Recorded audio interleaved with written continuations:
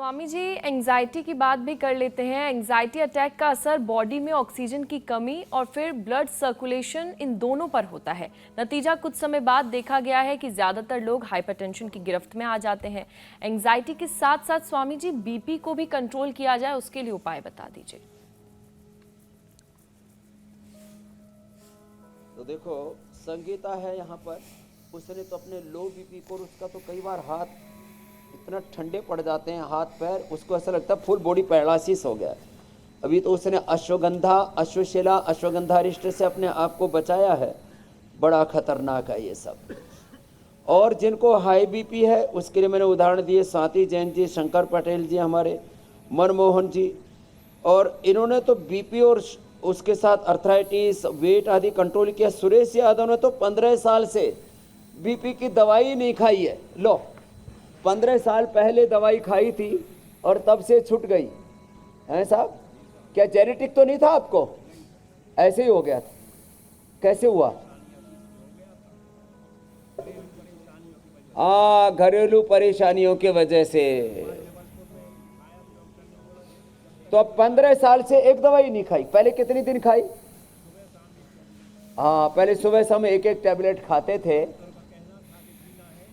दवाई लेनी पड़ेगी है तो खीसे में दवाई रखो जी। और 15 साल से खाई नहीं। अब बीपी कैसा रहता है? जी जी, बिल्कुल नॉर्मल।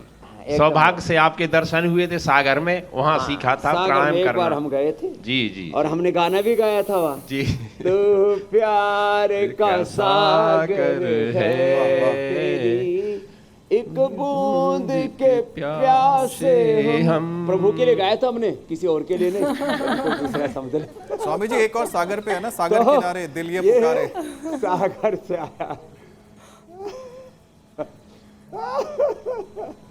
तो बीपी पूरा ठीक हो जाता। लौकी का जूस और उसके लिए मुक्तावटी बीपी ग्रिट अद्भुत है साहब।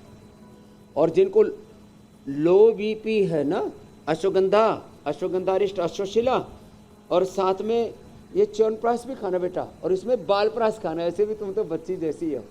हाँ, और ये सुपर टोनिक है। हाँ, और देखो, जिनको हाई बीपी है वे तो रुद्राक्ष की या मोती की माला पहनना। ये मोती हमने आज इसीलिए रखा हुआ है।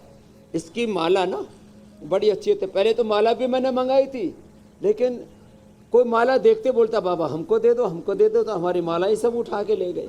तो हाँ, तो रुद्राक्ष की माला, ये मोती की माला, ये तुलसी की माला।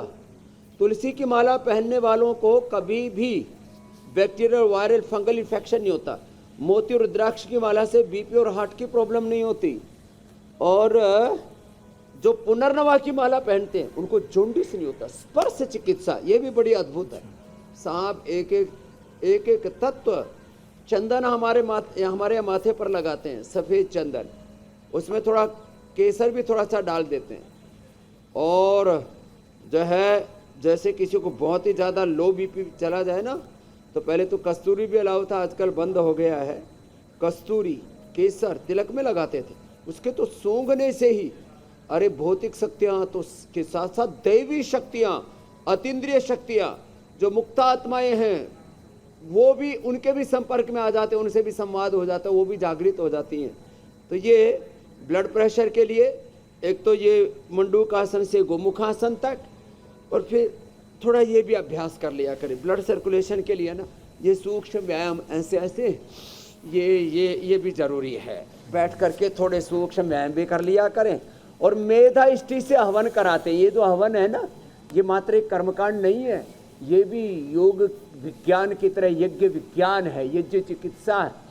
ऐसे थोड़ा सूक्ष्म व्यायाम कर लिया करें और फिर ऐसे ऐसे मेधा इष्टि से हवन करा देते हैं मस्तिष्क रोगों में। और अर्जुन की छाल, दालचीनी और उसमें कुछ और औषधियाँ मिला देते हैं हृदय इष्टि से, हार्ट रोगों में, मधु इष्टि से, डायबिटीज में, और जिनकी इम्यूनिटी लो होती है तो इम्यूनोग्रिट क्वाथ, इम्यूनोग्रिट पाउडर, गूगल भी साथ में गाय का घी डाल देते हैं। स्वामी जी, वातेष्टि, पित्तेष्टि, कपिष्टि, हृदयष्टि और ब्लड प्रेशर का, हाँ, संतति कामो यजेत। तो ये यज्ञ चिकित्सा भी हम बीच बीच में बताते रहते हैं मेरे भाई अमित जी।